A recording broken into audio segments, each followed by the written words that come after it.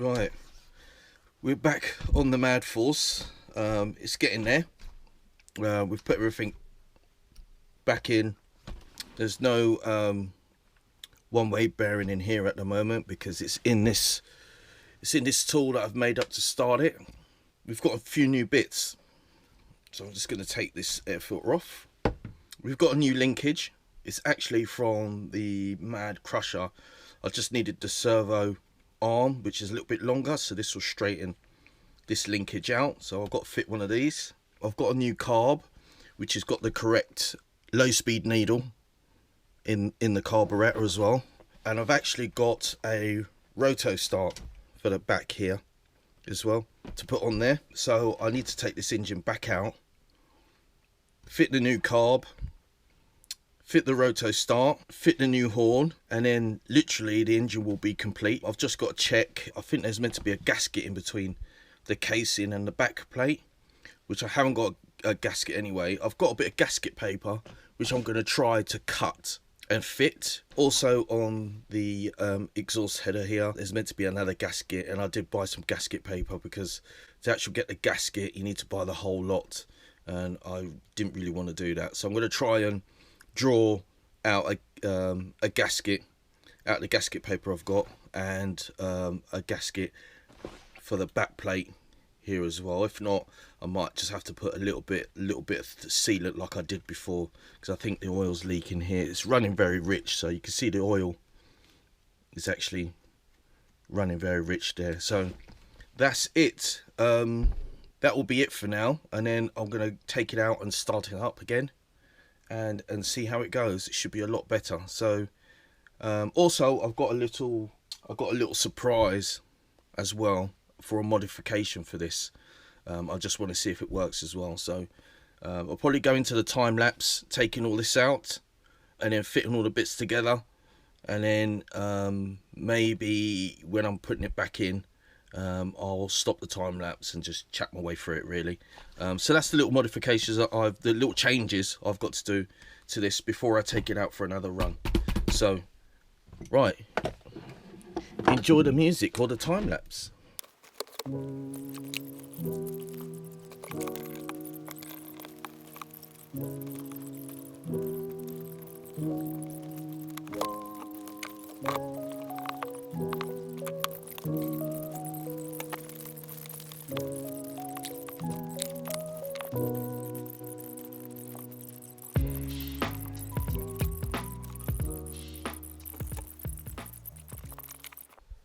Right, just taking these two carbs out, and they're slightly different. I mean, this one's got like a little, yeah, this one's got a little, it's got a little rubber O-ring on it. I don't know if there's a revision or something like that. It seems to be a lot different. I'm going to put the whole carb in and see what it does, because this pin is obviously from a Tiger Pro 21, a Schumacher engine. It's actually from a Schumacher engine, and I noticed that this has got a lot more oil that's leaked around this. So I'm not too sure if this is the actual correct carb. I'm just going to have a look at the manual quickly and have a look if it is thing, because this crankcase is pretty new. So this crankcase is new, so I'm thinking that will just fit straight in. This doesn't have any seals or anything like that. So I'm just going to check on the exploded view the difference between these two, but I'm pretty sure that this is kind of like a later style one when they made some modifications to the actual body. But at least I know this is all correct, because that this, let's have a look, this needle, low speed needle, even though this fits in here really nicely, I'm pretty sure it's slightly different.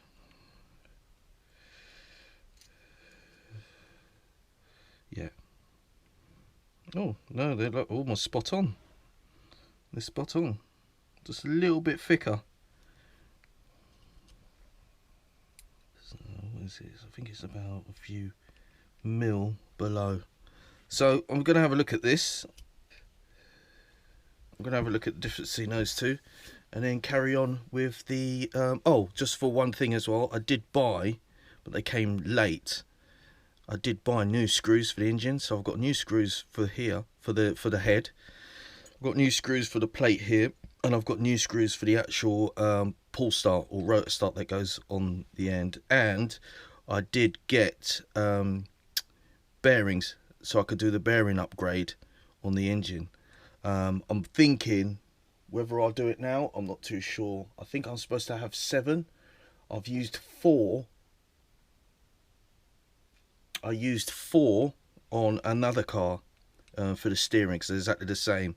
So I've got 6 left, and I heard that you're supposed to use 7. So I might have a look at it and see what happens. This moves around a little bit.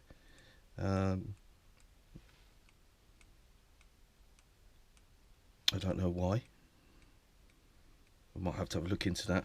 But yeah, that's the little things I've got to do. So I'm back on the time lapse, and I'll be back on the other side.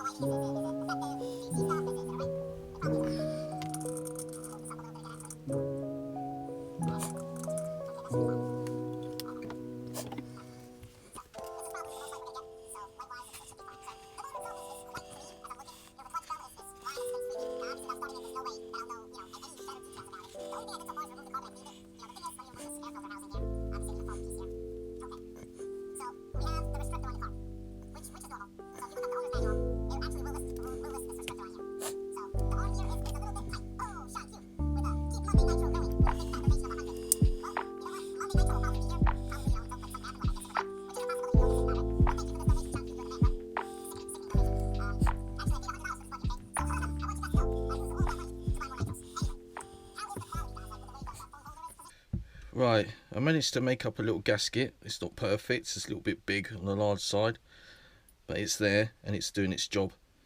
So that is complete. So I don't see any oil. There was a little bit of oil up the top here leaking, so I've done that now. So that carb seemed to be leaking a lot because there's a lot of oil around the carb. So that's done. I do have a new glow plug as well. So what's next? Next is let's have a look at this backing plate. This back plate.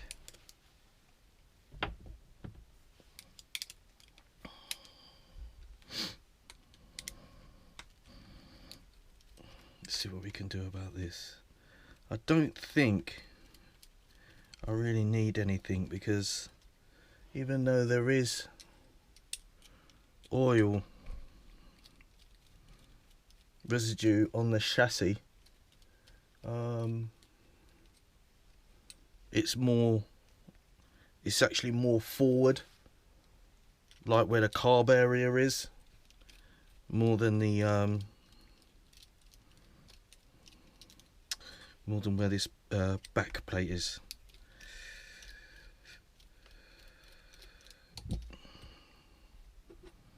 So there's supposed to be a gasket round here.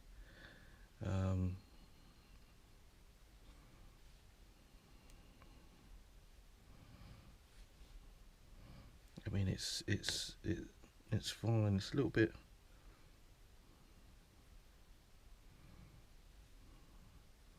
Don't know. The casting's not really the best.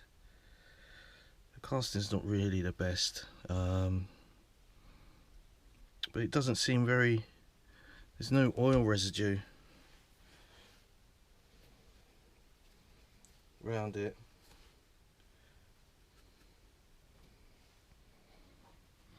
Yeah. Oh no, the gasket's there. It's a see-through gasket. There it is. There you go. So the gasket's there. No wonder it's not leaking. Oh, I'll just drop that out now. What have I just dropped out? Just drop that out.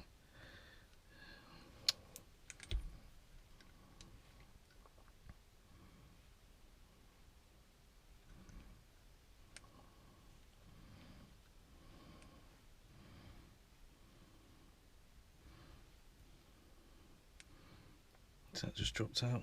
Must have just dropped out. Oh.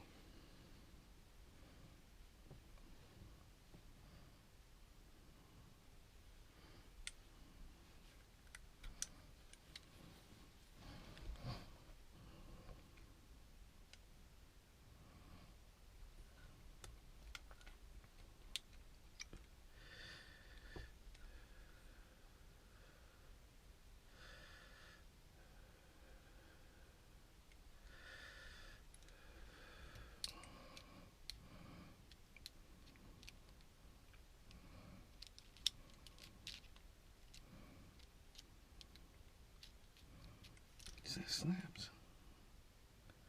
Nah, they can't have snapped.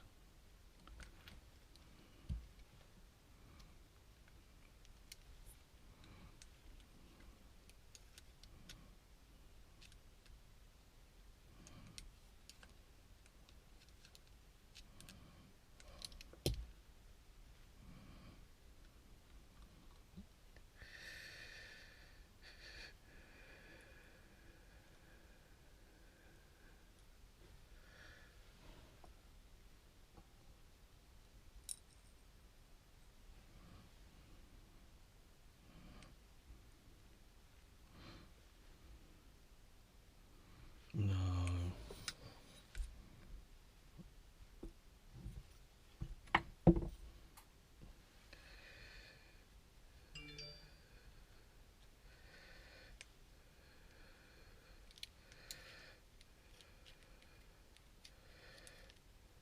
No.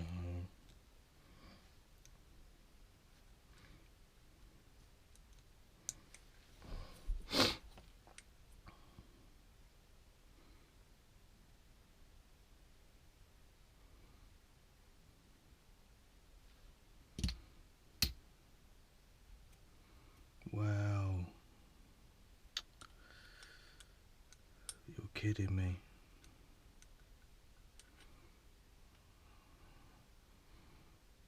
So that's scored. Right, just found a little bit of damage in my engine. Just having a look if that bearing's in straight. It should be in straight. I did hit it with a socket. So just have a look at this. So the connecting rod, the crankshaft snapped. A little piece snapped off, completely off. It was running very rich. I didn't adjust it. It was on basic settings. Very rich, and it actually ran for a whole, maybe 2 tanks. No, just about a tank and a half. And then the glow plug went out. And now I've just opened it up, which, you know, is fine. Well, it wasn't fine. And obviously, it's this crankshaft is this little bit fell out, and the crankshaft snapped. So I think what's happened is